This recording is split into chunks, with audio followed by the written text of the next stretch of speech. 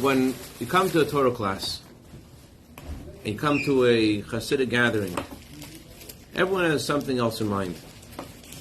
My grandfather, alav shalom, Rabbi Fogelman, he was once giving a class right before Yom Kippur, and he was talking about teshuvah. He was talking about returning to Hashem, coming closer to Hashem.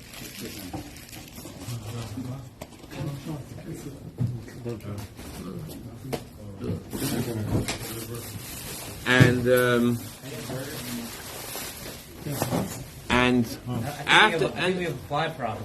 At the end of the class, one of the plagues. At the end of the class, one guy goes over to him and he says, "Rabbi, I think you were talking about me, and I want you to know that the issues you raised, I'm concerned about them, I know about them." Then another guy comes over to him and says, "Rabbi, the class you gave, I want you to know, I know you're talking about me, but I want you to know I know about these issues and I'm working on them." Every single guy at the class came over to him and said, "I know you're talking about me, but they had a reason why this, why that." The truth is that what brings people often to a Torah class or to a farbrengen is because we feel in ourselves we have something something higher in ourselves, and we feel we just need something to help bring it out. We don't know what it is. We're hoping we come to a class, we come to a farbrengen that will help us bring out what it is. And the question is, how do you actually bring out inside yourself that inner goodness that you have, that everyone is born with? How do you discover your personal spiritual mission? How do you bring out your soul and find your purpose? How do you do it? So there's a promise that God gives us in the Torah. He says that at the end of the exile, before Mashiach comes, V'shamata b'kola, every Jew will return to Hashem, will hear God's voice. At the end of the exile, we're all going to hear God's voice. Hashem tells us that the name of this week's Torah portion is Nitzavim. Nitzavim means to stand strong, that we're going to be able to maintain our integrity and come back to who we are. That's a promise of the Torah. A little bit we run away from ourselves. We run away from ourselves, all different kinds of things. But Hashem promises us that we'll be able to run away. We'll go, instead of running away from ourselves, we'll be able to come back. That's what teshuvah means. Teshuvah means to come back to who you are. There's a beautiful teaching from the Yid HaKodesh of Pshishch. If you can pronounce Pshishch, you will lose your American passport. Pshishch, the Yid HaKodesh of Pshishch said this. It says in the Torah, you will seek Hashem, you will look for Hashem from there, and you will find Him because you looked for Him with all your heart and soul. He said that when Hashem puts something in the Torah, everything Hashem puts in the Torah, it's a promise. Hashem signs His name on it, this is for sure going to happen. So Hashem tells us, if you will ask for me, if you will look for me, you'll for sure find me. There's no such thing as a Jew looking for Hashem and not finding Him. Hashem promises us, if you look, you'll for sure find. But where should you look for Him? Where do you look for Hashem? What does the Torah say? Look for Him. You know where to look for Him? No, I'm just saying, I'm still looking. So you know a place where I can look. Yeah. So interesting. Hashem says, look for Him from there. There means exactly where you are. Where you think, I'm so far because I can't do this mistake I keep on making because of all these failures. Josh, you know the difference between trying and triumph? What's the difference between try and triumph? You know the difference? A little oomph. Little oomph. That's the difference between trying and triumph. So that's the source of all the negative things in ourselves, all the problems that we have, all the issues or mistakes we keep on making again and again. Where does it come from? It comes from holiness. That's actually the key to our connection to Hashem.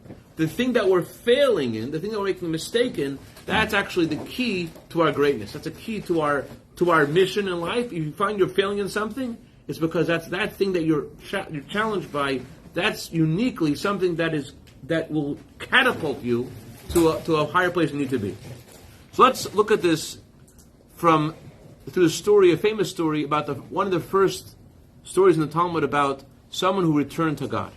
I want to tell you this story a little deeper than you may have heard it before. The teaching of the Arizal, but a story you've all heard before. The story of Rabbi Akiva. You all know the Talmud says, Rabbi Yochanan says, that all the teachings of the oral Torah, they all come from Rabbi Akiva. Rabbi Akiva, every time you see a Mishnah, doesn't say who the author is. The Talmud says Rabbi Meir said it. If you see Sifra, you don't know who said it. Rabbi Yehuda said it. But both the Sifra and the Mishnah all come from Rabbi Akiva. Everything's from Rabbi Akiva. Moshe Rabbeinu, before he passed away, Hashem showed him the future. One of the things he saw was Rabbi Akiva. And Rabbi Akiva was giving a class, and Moshe Rabbeinu didn't understand this class. He was able to reveal such deep teachings that even Moshe Rabbeinu didn't know about it. It was in the Torah, but it was so deep within it that only Rabbi Akiva was able to reveal this. So who was this Rabbi Akiva, and how did he achieve this greatness? So there was a man in the time of Rabbi Akiva whose name was Kalba Savua. Kalba Savua means full dog. Full dog. That means full dog. Why call someone full dog? It doesn't seem like it's such a great title to call someone. The reason is because when you went to his house, you came hungry as a dog, but you left his house, you were full. He was a billionaire. He was the rich man in town, and he had a daughter, Rachel. He wasn't just rich; he was very kind. People who are hungry and poor, it's not just they need to have food; they need to have attention too. When you left his house, you felt full spiritually as well. You felt really good. You felt good. You didn't just feel like you weren't hungry anymore. You felt like someone cared about you. So he had a beautiful daughter who was beautiful inside and outside. Her name was Rachel, and everyone wanted to marry Rachel. She was beautiful, spiritually and physically, but besides being beautiful, her father was a billionaire. It didn't hurt, right? So people wanted to marry her. But who did she want to marry? She met this man, Rabbi Akiva, who was over 40. He was divorced. He had one son, or according to other opinions, he had several children. And he was not the kind, and she said, I'll marry you on condition that you dedicate yourself to study Torah. She saw something in him. She had to tell him this condition because he wasn't into Torah. In fact, Rabbi Akiva said, if you give me someone who studies Torah, someone who knows Torah, you know what I'll do to him? I will bite him like a donkey. Why bite him like a donkey? Why not bite him like a dog? Why like a donkey? The difference between the way a dog bites and when a donkey bites is when a donkey bites also the bones. A dog only bites the flesh. Here, Josh, a donkey bites the bones. Akiva said, if you give me someone who keeps Torah, someone who's knowledgeable in Torah, I'll bite them like a donkey. I want to bite their bones. What that means spiritually is, I hate their essence. I hate their very core. And this was this person that Rachel wanted to marry. On condition that he would study Torah. What did she see in him? She must have seen something very special. And the reason I learned Torah for a girl. She was telling me she married me, she was gorgeous. I probably learned Torah. Okay, so what did Rachel, who was Rachel? Who was this Rachel? So Rachel, she was actually a reincarnation of the wife of Yaakov Avinu. Jacob, his wife's name was also Rachel. And she had this vision that no one else did. She saw it so vividly, so clearly, so obviously, that she was ready to do things no one else would do. She, not only was Rabbi Akiva 40 and divorced, and she was so well off, and he was so poor, he was a shepherd. Besides all that, he was also his lineage. His father was a convert to Judaism, and he wouldn't have any prestigious lineage. And he hated Torah scholars. What she realized was that this hatred actually comes from something deeper. Today in Israel, you find a lot of people that hate religious people. Do you hate Chinese people? You don't hate them. You're not connected to them. Maybe you're not friends with so many Chinese people. You don't know so many Chinese people. You don't hate them. But in Israel, there's a hatred to religious people. Where does the hatred come from? The hatred comes from, because there's a connection. The connection is what causes the hatred. Because you feel connected and you're disappointed because you expected something else, that's because you're bound with it. Because it's not because you're indifferent. Let there be Torah scholars. You do your thing, let them do their thing. No, you're bothered. Why are you bothered? Rabbi Akiva, Rachel said, why doesn't he like Torah scholars? Why not, Rabbi Akiva? Why do you hate the Torah scholars? What about the Torah scholars bothers you? Rabbi Din Steinsaltz, Alva Shalom, he was once giving this Torah class in his college, and he met someone in the college, another professor, and he invited the professor to come to his class. He says, what's your class about? My class is about Shabbat. Shabbat. You don't want me to come to your class. He says, why not? He says, because you know what I do on Shabbat? On Shabbat, I make sure to eat chuk. I make sure to eat ham on Shabbat. So, you obviously don't think I belong in your class, do you? What do you say to such a thing? What do you say to such a thing? I eat ham on Shabbat, only on Shabbat. So Rabbi Steinsaltz says, you eat ham on Shabbat. You obviously feel connected to Shabbat. You don't eat ham on Sunday or Monday or Tuesday or Wednesday. You specifically eat the ham on Shabbat. So you feel connected to Shabbat, and that your connection is by eating ham. My connection to Shabbat is by making Kiddush. But we both feel this connection to Shabbat. The Torah says that there are certain situations where if someone does not know Torah, they're not trusted with various holy objects, and if they touch them, you can't eat them anymore. So Rabbi Akiva is outraged. These Torah scholars don't respect people. They're supposed to keep this Torah. They're supposed to keep a higher principle. They're supposed to keep things on a higher level, and yet they don't respect people. That's what bothered him. So Rachel says, he doesn't know about it, but he's really connected to Torah. It bothers him so much that people don't keep Torah to the level that he thought the Torah deserves. Torah deserves to have people who keep it, that they should have respect for people. That's what made him so angry. So she saw in him this caring for Torah, and that's what led her to say to him, I will marry you, but on condition you study Torah. So she marries him. And her father said, you won't have a penny from me until you let go of this guy. Not one penny. They lived together, and they were very poor. They didn't have any. It took an extreme. They lived poverty in the old days. And then she left him for another guy with money. Actually, it's worse than that. Oh, worse. Let's hear it. Let's first. After she's married, she sends her husband.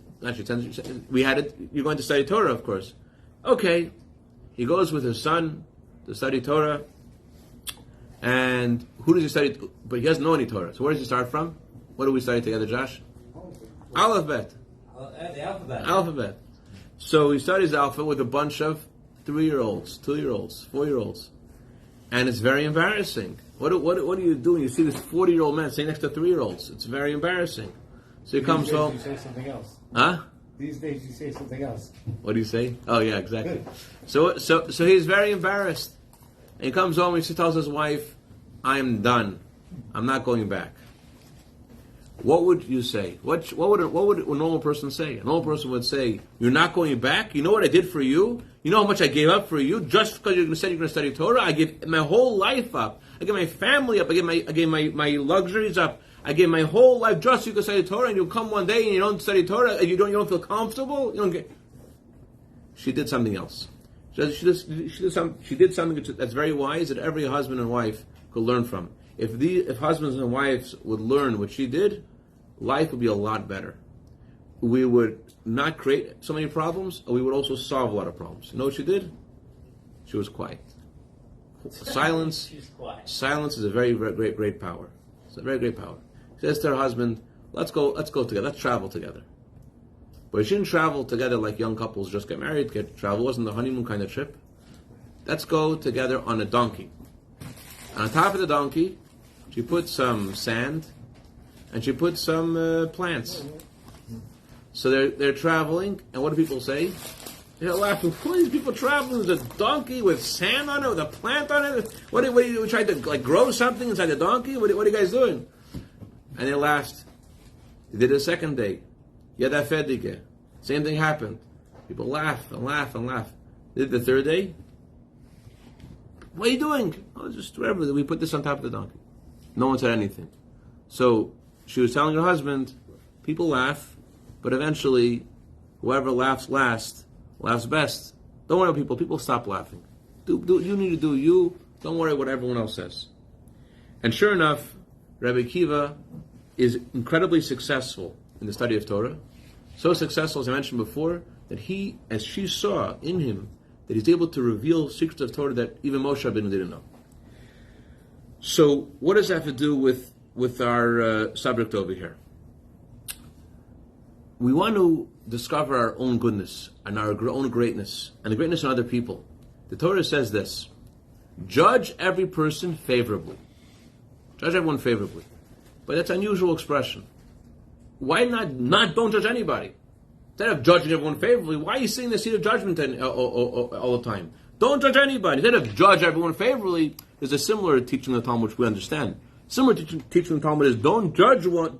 If you want to judge someone, don't judge them until you're in their place. That makes sense. Like Yankel comes to shul and he sees there's two kinds of cups. There's styrofoam cups and there's plastic cups. And the styrofoam cups, it says in the sign, only use styrofoam cups for hot drinks, only use plastic cups for the cold drinks, and use only the styrofoam cups only for having a hot drink. So, Shmerel comes to shul, he looks at the sign, takes a styrofoam cup, and has a cup of water. And Beryl comes over and says, what are you doing? You're stealing from the synagogue. Why you're reading the sign? Why in the world would you do this? He says, listen, doesn't the Torah say you're supposed to judge people favorably? What favorably? You're taking a styrofoam cup and you're using a driving cup of water. He says, listen, I came from outside. I'm very, very thirsty. I want to have a coffee. Before having a coffee, I want to have a cup of cold water first. So why should I take the cold cup and a hot cup? I'll take one cup, a hot cup, and I'll have a cup of water, and then I'll have a coffee. So, of course, you have to be careful before judging someone. But the Torah says, act. Oh, Josh, I want to tell you then. I'll let you go. 5 minutes, we're done. The Torah says more than that. The Torah says, judge people favorably. Go out and judge them. What for? What does it even mean? You're supposed to lie to yourself? You know the person did something wrong. You're supposed to judge them favorably. You know they did something wrong. Why are you supposed to judge them favorably? They're doing something which is wrong, and you know it's wrong. What does it mean to judge them favorably? Go out. What does it mean? The answer is this. In order for anyone to learn from anything from anyone, the person who is teaching you has to believe in you. Rachel believed in Rabbi Akiva. She saw what others did not see. Because she saw what this in him, that's why he became Rabbi Akiva. Many years later, she meets Rabbi Akiva with his students, and his students were like blocking the way, and he told the students, move out of the way. My Torah and your Torah is all from her. On the surface, he was just saying, she helped me, she pushed me to study Torah. But it's much more than pushing. Many people are pushed to study Torah. It doesn't work. It wasn't that she pushed him. It's much deeper than that. She believed in him. She knew that he had this in him, and because she believed in him, she brought it out in him. In a similar way, if we want to talk to our children, want to talk to someone, anyone, about what they need to do, it might be something that's a very sensitive topic or not. You could talk about anything. Before you do, you have to concentrate and see their goodness, to see their merit. And you're not lying to yourself. Why? When God made the world, well, what does the Torah say? There was darkness covering the face of the deep, and then God said, let there be light. Where do you find your light? Your light always is from the place of darkness. Your light always comes from the challenge. You can't reach the greatest light only by overcoming the challenge. Hashem made light and darkness opposite. It's like the planets. The planets are all created, all where they are because of two planets are pulling in different directions. Right? The gravity of two planets pulling in two different directions, so that's what keeps them up where they are. In a similar way, it's the challenges which pulls in different directions that actually put us in the stars, put us where we need to be. The people of Chelm, you heard of Chelm, Josh? People of Chelm are known to be very wise. People made a lot of jokes about them because they were jealous. They're very foolish. So the people of Chelm had this argument. What has greater light? The sun or the moon? They argue about this for a long, long time. What do you think, Josh? Sun or the moon? The sun.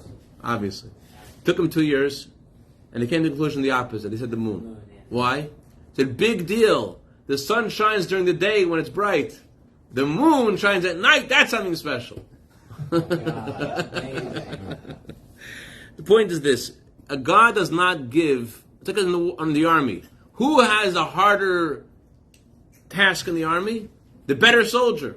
If you see someone making a mistake, it's not that they don't have greater gifts, and that's why they're making a mistake. It's because they have greater gifts.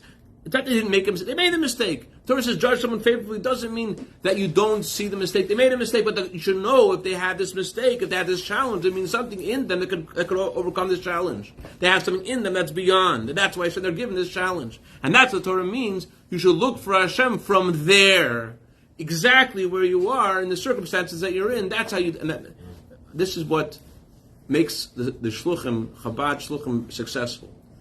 Many people say, you know what touched me about the Chabad rabbi that I met? You know what touched me? He looked at me, begov einayim. He talked to me face to face. He didn't feel like he was better than me. He didn't judge me. I felt like he looked at me like a brother, like a Jew. That's Torah means judge at the person favorably. Don't look at the action. Look at him as a person. There's someone here just like you.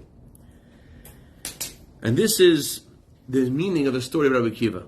I'm concluding with this, Josh. Rabbi Akiva was also reincarnation. Who is the reincarnation of? Of Yaakov.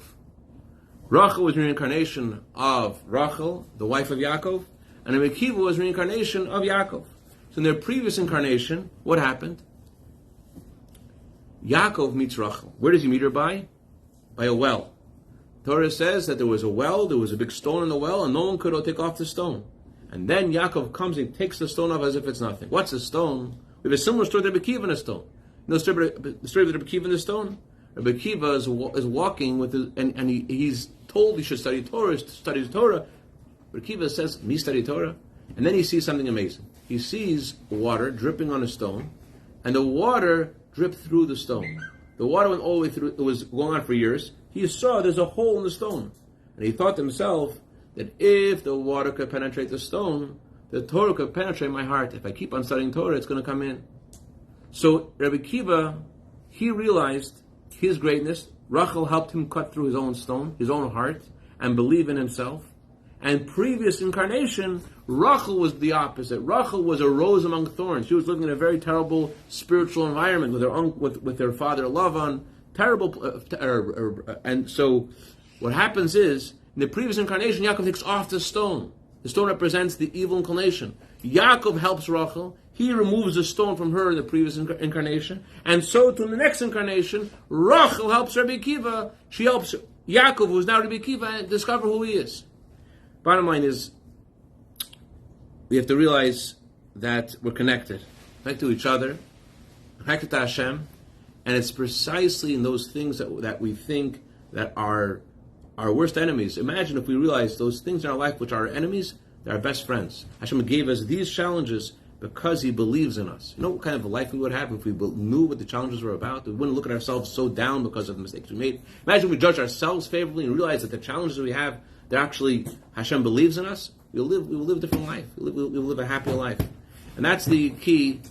Last line, I want to talk to Josh. That's the key of how to prepare for the coming year, making a spiritual accounting of where we are. The key is to believe in ourselves and to believe in the people in our life, to see our inner goodness and to believe in it, and to know that Hashem giving us challenges because He believes in us, and He's expecting us to find Him where we are in the circumstances that we're in exactly where they are, as difficult as they are. That's what He believes in us, to find Him there until we find the revelation of Mashiach. Hashem will be revealed in the whole world. Any questions or comments or criticism, tomatoes or cucumbers? Hazaka Baruch.